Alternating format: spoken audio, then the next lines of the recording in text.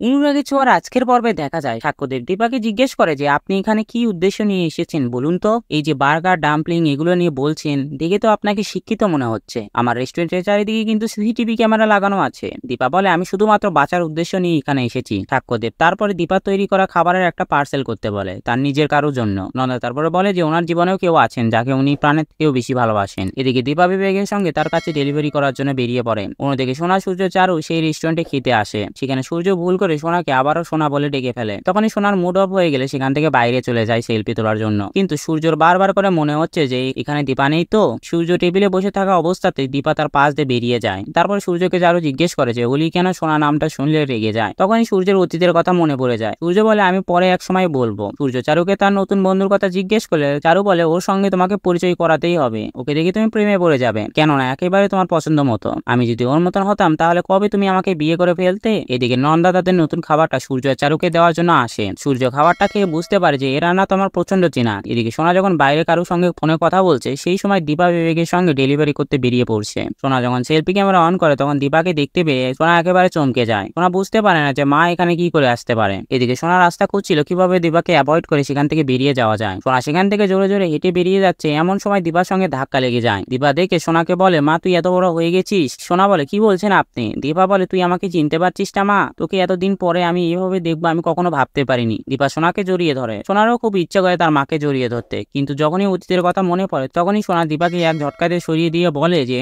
আপনার সাহস কি করে হয়, আপনি আমার মা কখনো হতে পারবেন না। আমার নাম সোনা না অন্য কিছু সেটা নান অফ ইয়োর বিজনেস। তার সত্ত্বেও আমি আপনাকে বলছি যে আমার নাম সোনা নয়, আমি ওলি। সোনা তারপরে দৌড়ে রেস্টুরেন্টের ভেতরে চলে এসে সূর্যকে জড়িয়ে ধরে বলে যে বাবা আমি এখানে থাকতে চাই না। সূর্য বলে কেন, কি হয়েছে তোমার। তখনই সোনা বলে যে বাড়িতে গিয়ে সব তোমাকে বলবো। এদিকে দীপা মনে মনে ভাবে যে আমি কি মেয়েটাকে ভয় পাইয়ে দিলাম। তো বন্ধুরা ভিডিওটি কেমন লাগলো কমেন্ট করে জানাও। আর কি হতে চলছে আগামী দিনে তা জানতে আমাদের চ্যানেলটি সাবস্ক্রাইব করে আমাদের পাশে থাকুন।